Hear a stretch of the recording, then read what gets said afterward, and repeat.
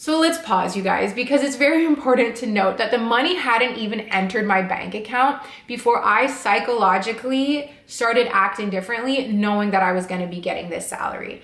I feel like you guys are really crooked, but I don't know how to fix it. Let's make a rich bish matcha. It's been a while since we've been in my kitchen making one of these. I've got my matcha from Ameri, as always. I'm dressed super cozy today. It's a beautiful spring day, but it's a little chilly. I've actually been cozy the past week. You guys, I have just been sitting at my desk, going through emails, going through receipts, going through documents, filing my taxes because I waited to the last minute. Of course I did. My goal this year was to be early and I was a day late. That was for my personal taxes. I still have my business taxes to do. And I feel like every year I build up my taxes. I feel so, I don't know, worried about it. I feel so worried about it. I don't know why. I just deeply fear my taxes. I'm always afraid that I'm gonna owe even more money than I made, which is just impossible. But I have these really irrational fears when it comes to my taxes. So I put it off. And then when I finally sit down to do them, I actually really enjoy myself. It's fun. I don't know, it's the challenge, I don't know. Anyway, I'm just rambling, but that's kind of where I've been the past few days. But I wanted to take a break from my taxes to make a YouTube video. Earlier this week, I filmed a Q&A, and in that Q&A, I opened up about this kind of money slump that I've been in and just feeling really unmotivated when it comes to my personal finances, saving, investing, budgeting, literally everything. When you're doing your taxes, especially when you're self-employed like me and I have to go through every payment that I've received, how much money I made, weekly, monthly, whatever. I feel like that was a really good exercise for me in just kind of starting to snap out of this little personal finance funk that I've been in. And now I'm finally starting to feel actually really motivated as it pertains. Oops, I forgot to heat up the milk frother. But I'm starting to actually feel quite motivated when it comes to my finances. And I just feel like I'm slowly crawling out of the slump, if you will. I realize that what I need is a major refresh, okay? A total restart. I feel like I say that a lot and I do a lot of reset videos and refresh videos. But sometimes I tend to stay really on the surface level. Going through all of this admin work has made me realize that I procrastinate on quite a few things. I make them into bigger deals than they need to be, honestly. The more I put something off, the bigger deal it feels and the harder it feels to accomplish this goal. I literally make a mountain out of nothing. And so what I want to do is just sit down and honestly start everything from scratch. That is for another video, okay? I'm going to be filming that video next week. But as I prepare for this big personal finance refresh, it reminded me of a story that I wanted to tell you guys. And that's what today's video is going to be about.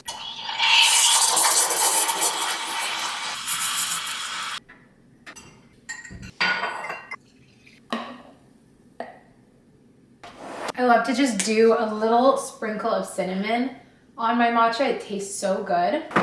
So there we go. The Rich Bish matcha is ready. Let's go over to the filming corner and get into the story time. So this is a story that I've been wanting to talk to you guys about for a long time. I will do this thing where I write down video ideas on little sticky notes next to my desk, and this has been on it probably for 2 years. This is a story that sort of transpired a couple years ago. I was still living in my old apartment, and it's so funny because when I think about, this plant is a little too close for comfort. When I think about this story, I can visualize certain elements of it so clearly. So I hope you're gonna enjoy the video. I hope that you can learn something from it. And I just love sharing these personal finance stories because I feel like we obviously can and do learn from our own mistakes, but we can really learn by listening to others too, and maybe avoiding and hopefully avoiding some of the mistakes that they have made. So consider this a cautionary tale, I guess, or just some interesting personal finance tea from someone's life. I just did a little bit of journaling before sitting down to film because I wanted to remember certain things about this and also have certain kind of key takeaways for you guys at the end, things that I learned from this experience and have since applied to my life, and things that are just really good reminders, I think, for myself and most likely for all of us as we go through life and as we're on our personal finance journeys. Really quick, if anyone's new, my name is Zoe. I'm 28 years old. I live in Montreal and I have been making personal finance videos for so long now. If anyone's been with me from the beginning, like that's just crazy, but I've been documenting every single step of my personal finance journey, from being a total shopaholic and realizing that I had genuine changes that I need to make, paying off my debt, starting to build my savings, my emergency funds, investing, growing my net worth, all of it. So if you haven't subscribed yet, make sure to do so. You can also thumbs up this video. It really supports my channel. I'll have my social media accounts like TikTok and Instagram linked down below as well. So this is a story of how making more money made me more broke. Yes, and I would love to know off the bat if that statement resonates with any of you guys. Maybe you've experienced something similar, but like I said, this is such a strong memory for me, and it was really a lesson that I had to learn the hard way. The story honestly starts in my childhood because I feel like my background with money played such an important role in how my life with money since has unfolded. Growing up in my house, money was not talked about and money was fought about a lot. My parents were not together, but they would fight about money quite a bit. It was always just such a hot topic and it always felt like there was never enough. I always had everything that I needed and I always honestly had pretty much everything that I wanted, but there was a lot of financial anxiety in my household. I grew up holding on to that anxiety without even realizing it, and I am still to this day, 28 years old, trying to let go of it. Growing up, I always thought that money was the answer to happiness. I thought that if my family had more money, if I had more money, then I would just simply be happier and life would be easy and life would be seamless and everything would be like sunshine and rainbows. Obviously, we know that's not true, but it is a belief that I still think I hold on to me a little bit to this day. I've also always had a real tendency and a real love of spending money. I've always had a very good work ethic. Where I grew up in Ontario, you were allowed to start working as of the age of 15. And so as soon as I turned 15, I was applying for part-time jobs. That's something about myself that I'm very proud of. I've been working for as long as I could. I've always wanted to make my own money and kind of support myself. But I also wanted those jobs so that I could spend money. One of the first things that I bought was a MacBook computer because I wanted to make YouTube videos on iMovie. The second thing that I bought was a Michael Kors purse when I was only 16 years old. And I remember people looking at me being like, you're 16, what do you need a Michael Kors bag for? But I paid for it myself and I was happy to have it. At the time, saving money just like wasn't even a question for me. I would save up to purchase something, but I would never really save up for the future because when you're 16, the future is very, very far away. When I graduated high school, I left my hometown of Ottawa and moved to Montreal to go to university. My parents had enough money saved up to help cover my first year of tuition and residence, but after that, I was on my own. So I took out a government student loan and started accumulating debt. I was working part-time through university to help pay for my rent, help pay for my expenses, my tuition, but obviously working part-time cannot keep up with the expenses of being a student. And all throughout that I still had my good tendency to shop. Like I've always been a bit of a shopaholic. Throughout university, I hated having debt. It was again a situation of looking at other people around me whose parents were able to pay for their education, who didn't have to work part-time jobs. And I was constantly jealous of those people. I was constantly thinking, oh, if only my parents had more money, if only, you know, this, that, if only I didn't have debt, my life would be so much easier. I'd be so much happier. I'd have better grades.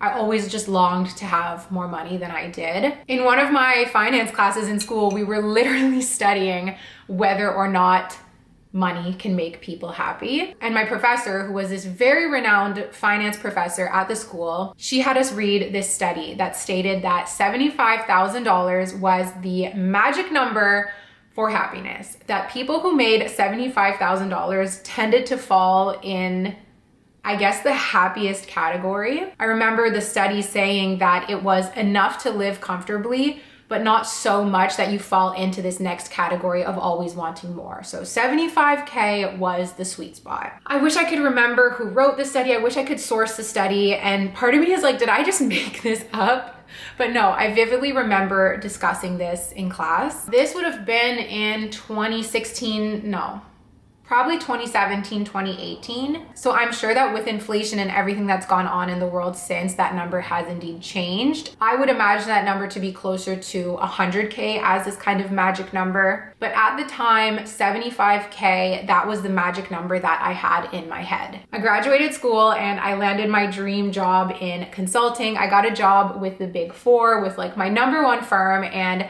suddenly everything in my life was perfect. Like, you could not touch me. I was so happy. I had signed a job offer with this firm with a starting salary of 65,000 Canadian. So my very first job out of school, I was getting a great salary, and I was not too far from that magic number. I was only $10,000 away from it. So picture me, you guys. I'm a fresh graduate of university. It's 2019, so we haven't had the pandemic yet. I'm a shopaholic, extremely anxious, new graduate with about $40,000 of student debt. I'm waiting to start work in September and start cashing in my 65K paychecks. We also need to keep in mind that I knew nothing about budgeting. When I signed that job offer, I made a little budget for myself, okay? I made this budget on a scrap piece of paper. I did 65,000 divided by 12 to figure out how much I would make every single month. I did this in order to determine how much I could spend on rent. I was so clueless, you guys, I didn't even factor taxes in to this calculation. I ended up renting an apartment that was costing $1,350 a month. Prior to that apartment, I was renting a 2-bedroom with a roommate. The entire apartment was $900, so my share of the rent was $450. I literally added $900 a month to my monthly expenses, but I didn't care. I didn't care because I knew that I was going to be making money. So let's pause, you guys, because it's very important to note that the money hadn't even entered my bank account before I psychologically started acting differently, knowing that I was going to be getting this salary. I signed a more expensive lease. I left my roommate. Because I was going to be a consultant, I needed nice clothes, right? So I was always going to Aritzia. I was shopping, building my wardrobe for work when I hadn't even started work yet. I was honestly out of control, and I had no financial role models. I had no one in my life to tell me to slow down, to tell me to cool it, to offer me some big sis advice. No one could tell me anything. Once the money started coming into my bank account, I started realizing that I had really inflated my lifestyle, and I had also miscalculated my budget. My colleagues and the friends that I was hanging out with were already starting to plot to buy condos and apartments. They were making investments with their paychecks. I wanted to keep up with them, and I wanted to be like them and start thinking about buying a condo of my own. But I also had this $40,000 of debt just sitting there, waiting for the interest-free period to end and for me to start making payments towards it. I very quickly realized that while I thought I could have it all, that actually wasn't my reality. I remember I started to regret moving away from having a roommate. I was regretting my choice of apartment. If you guys remember that apartment, it was a big, gorgeous corner loft. It was literally bigger than the apartment that I live in now with my boyfriend, and I just lived there by myself. It was beautiful, and I have so many good memories there, but even at the time I was like, oh, maybe I shouldn't have signed this lease. I was hanging out with people whose sole aim was to go out multiple times a week, new restaurants, expensive cocktails, going to the club.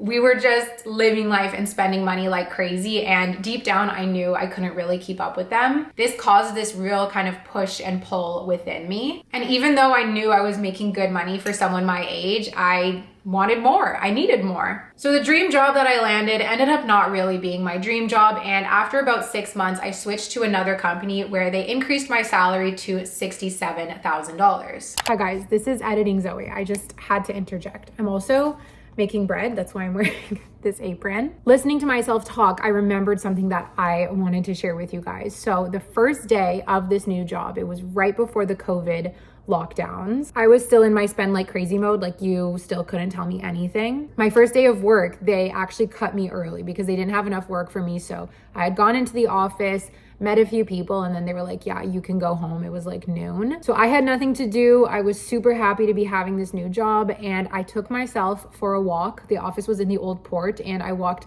all the way over to downtown, went into a shoe store called Little Burgundy, and just absolutely impulsively decided to buy a pair of Doc Marten platform boots.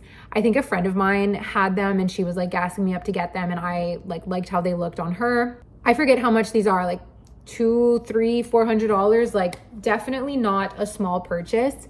And the irony is that 3 days later, we pretty much went into lockdown and I never ever got to wear these boots. I ended up selling them on Facebook Marketplace for a fraction of the price. This just highlights how crazy I was and how unstoppable I was. I would buy anything. Yeah. So anyway.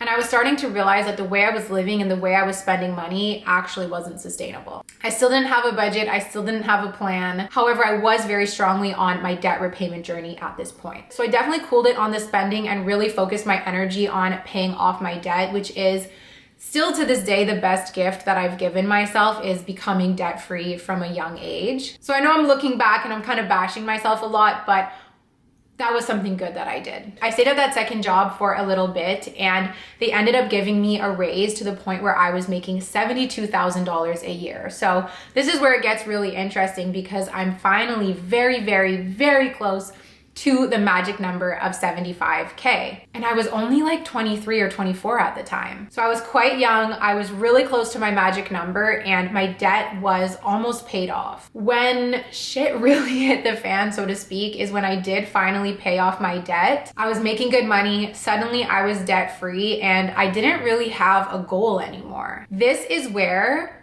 making more money made me more broke because as soon as my debt was paid off, I went right back into my old habits.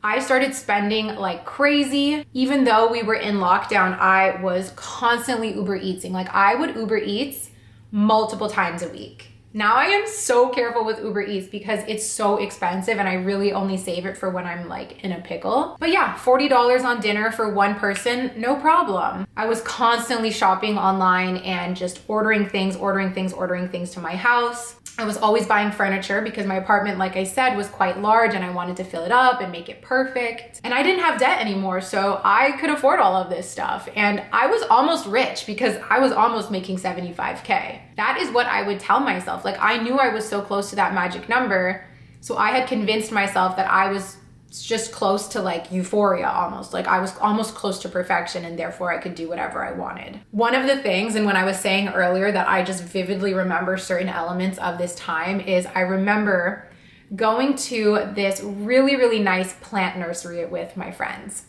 It was out in Laval, so out in the suburbs. We get in the car, we drive out there. We had a really fun just like outing to this plant shop. And this plant shop is not cheap, okay?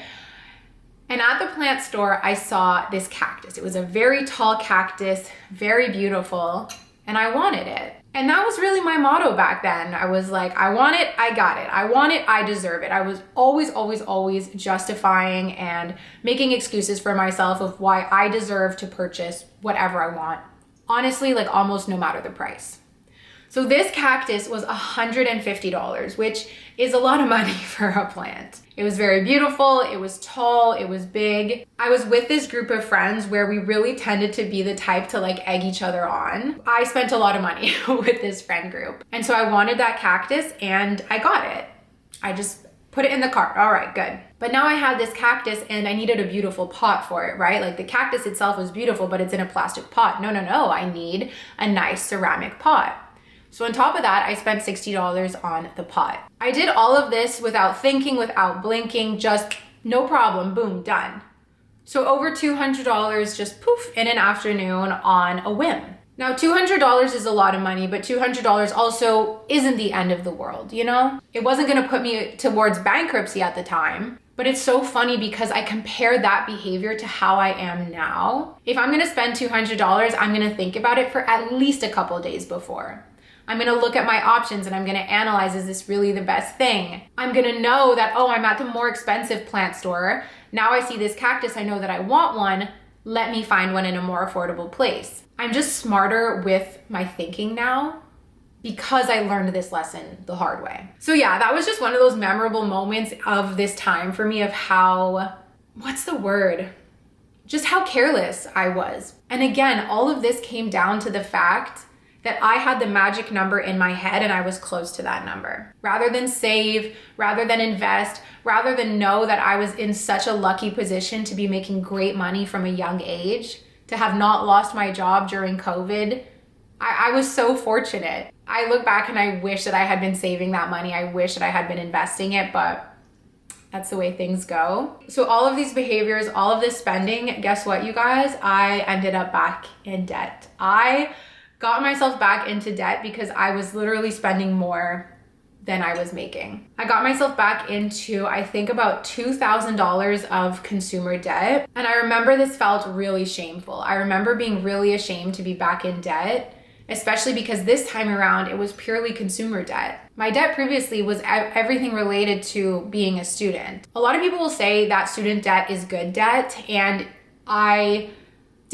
even though I wasn't happy to be in debt and I didn't like being in debt, I knew that there were worse kinds of debt to be in. And somehow, after paying off my good debt, I wound up in bad debt. I was definitely already making money videos at this point, and this was around the time where every month doing my finances and every month looking at my credit card statements was truly a source of anguish for me. I would look at my credit card statements compared to how much I made or how much I had in the bank, and I would sob, you guys. I would get so anxious that I would literally sit at my desk and just sob. I was ashamed of myself. I was disappointed in myself, and I did not know how to stop my behavior. It was like I was just on this wheel that kept turning and I didn't know how to stop it. After that job that was paying me about $72K, I ended up switching jobs for something I thought I would enjoy more and going back down to, I think I went back down to about 67 or even 65. I took a pay cut in order to pursue a job that I thought I would enjoy more. This whole time, I'm slowly but surely correcting my habits, paying back off that consumer debt, and trying harder to stay out of it. I ended up getting laid off from that job, and that was the biggest wake-up call of, oh my gosh, like, I don't have work anymore. I was able to bounce back, and I don't think I went into too much debt after losing my job. I wasn't making as much as I had been before, but at this point I knew that it actually wasn't about how much you make, it's about what you do with what you make. I think losing my job was kind of like a reset button for me of, okay, you've got to get organized. The way you were living wasn't sustainable and you really need to get your finances in check. It's taken a long time, and I do have to say that one of the best things that I did for my personal finances was cash budgeting, was starting to do the cash envelopes method. That absolutely changed my life. I've been doing it. It's going to be 3 years. Let's say 2.5 years is how long I've been doing it for. That has given me a control and a perspective on my spending like nothing else. And now I know that it's really not about how much money you make. I still will have moments where I find myself coveting a higher salary, wishing that I could just make 100K per year and like then I'd be good. But then I remind myself that that's not always the answer. If you make $1 million a year and you spend $1 million in one, you're not better off. I think it's a really important lesson to have learned, and I think it's something that is very important for us to constantly remind ourselves of. We always think that more is the answer, right? More stuff, more money, more friends, more attention, more. More is not always better. We really do need to learn to be happy with what we have. Otherwise, that more will never be enough. And yeah, I've learned that firsthand in so many ways, but it's also not the type of lesson that you learn once and you remember forever. Again, it's something that we constantly need to remind ourselves of. So with that in mind, I wanted to wrap up this video with a few tips of mine and just kind of the key takeaways from this lesson, and I guess just some personal finance pointers that have really, really helped me as I continue along my journey. I'm nowhere near my end destination, and like I spoke about at the beginning of this video, I'm kind of coming out of a little personal finance rut. But what matters is that you always pick yourself back up. You always keep moving forward. I don't even want to say that you get better every day because I don't think that's accurate. I would say it more as every year you get better, because you're going to have months that go down and you're going to have times where you slip up, you succumb to old habits, anxiety takes over. You might lose your job. You might have to take a pay cut. Life happens and life is going to get in the way. No matter what happens along the journey, we just still want to keep moving in that direction and honestly just have our eyes on our end goal, which in my case is freedom, a sense of peace, a beautiful life that I wake up to and can afford and feel happy to live every single day. So the first tip and the first takeaway is to pace yourself, especially when you are young, or let's say you've just gone back to school for kind of further education and you know you're going to come out to some higher paying opportunities. If you're on track for a promotion, anytime where you see that an increase in income is coming, I really want you to remember to pace yourself.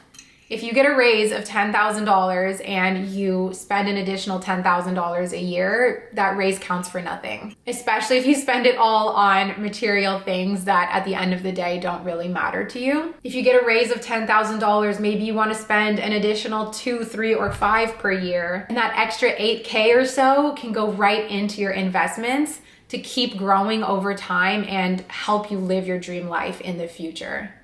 I don't think any of us visualize ourselves working until the day we die. And it's so not sexy to think about retirement, but saving for a rainy day and saving for the future, it's actually sexy because we all need to do it. They always say it, but if you can spare yourself certain delights right now, it's gonna pay you back tenfold later on in life. And that's also why pacing yourself is so important, because the more you get used to certain luxuries in life, you're never gonna wanna downgrade. So if you upgrade yourself slowly over time, you're always gonna have a little something to look forward to.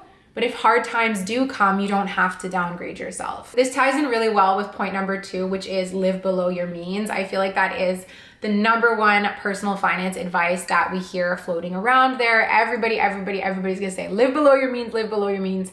And what does that mean? It means that, like me, if you were making $65K a year, do not spend $65K a year. Live off of less so that you have money aside at the end of your paychecks when your bills are paid, when your expenses are covered, when you've treated yourself to a want or two reasonably, that you have money to put aside for future you. I was living above my means by going out and getting a really nice, expensive apartment. The better thing to do would have been to stay living with a roommate. Maybe we could have upgraded apartments together, but it still would have been more affordable.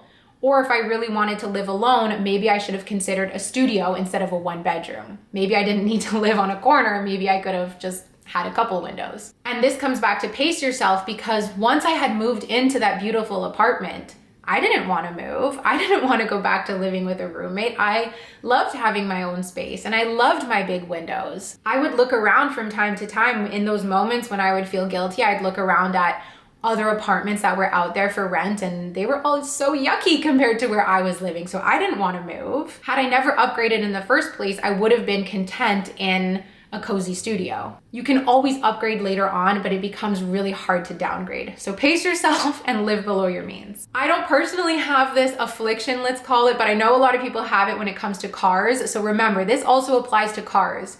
You do not need to drive the newest model, the fanciest car. As long as your car is safe and comfortable, keep it clean, keep it well maintained, live below your means and pace yourself with your cars, please. Tip number 3 is to avoid magic numbers, okay? So the way that I had anchored myself to 75K, and honestly, the way I feel like I've anchored myself now to 100K, we want to avoid this because psychologically, it really does something to you. You won't be satisfied until you hit that number. And while I do believe it's so important to have goals and it's important to be hungry, I'm a dedicated person, I'm a driven person. But when you get so hyper-focused on a single number, it can lead you to feeling unhappy if that number doesn't come to be. When that number does come to be, it will probably never live up to your expectations. I thought that 75K would make my life perfect, and instead I went back into debt. Having these magic numbers, having these golden ticket numbers you will only end up disappointed. Not to mention, when you do hit that number, you're only gonna start striving for the next one. So instead of having these magic numbers, especially when it comes to earning, this is point number 4, which is to always have a savings or investment goal. Rather than think to yourself, I need to make this much, I need to make that much, I'll be happy when I have X. Set savings challenges for yourself, set debt repayment challenges for yourself, because those are way more tangible. And those goals don't actually need to matter of how much you make. What matters is my spending, my expenses, and my behavior with the money that I have. That's gonna dictate whether or not I put money into my savings. So rather than focusing so much on, oh, I need to have this salary, I need to have that salary, focus on doing the best with what you already have. I love having a concrete goal, and I think that's where I've been struggling over the past, honestly, like year, let's say. When I was paying off debt, there was an end in sight and there was a flat 0. I knew that I was going from minus 40,000, working my way up to 0. When I just tell myself, oh, I need to save money. Well, it's so abstract. I have nothing to work towards. I have no tracker that I can visualize. I'm a really visual person and I love building trackers on Excel, coloring in the bubbles to reach my goal. So that's something that I've recently implemented. I'm currently doing a $2,000 in 2 months challenge. And it's okay for your goals to be audacious, and it's okay if you don't precisely hit your goals. Currently, I'm running a little bit low on my challenge. Let's say I should be at 1,000 right now and I'm at 800, but I still saved $800, and that's amazing. Had I not set that 2K in 2 months, I wouldn't have that drive and that hard number to work towards when it comes to saving. And once I hit that 2K, I'm gonna take all of it and put it into my investments, and I'm gonna feel so proud of myself, and then I'm gonna start all over again. So I really love having tangible goals when it comes to, again, saving, investing. After paying off my debt, something that really helped me was the goal of a $10,000 emergency fund. And then if a big goal like 10K feels too big for you, I want you to break it down into smaller goals. Focus on that, focus on working with what you have, not on those magic numbers, okay? Okay. So that's it, you guys. That is my story time with my little tips at the end. I really hope you enjoyed this video. I'd love to know if you've ever experienced something similar, whether you've experienced it firsthand or maybe you've seen it happen to a friend or a family member. As always, I am wishing you guys all the best when it comes to money and just life in general. I know that even though things can get tough sometimes, we are on our healthy and wealthy journey together. I will see you guys in my next video, which is going to be the major life and finances reset. So stay tuned for that. Subscribe if you haven't already. Thumbs up the video, blah, blah, blah. Love you guys.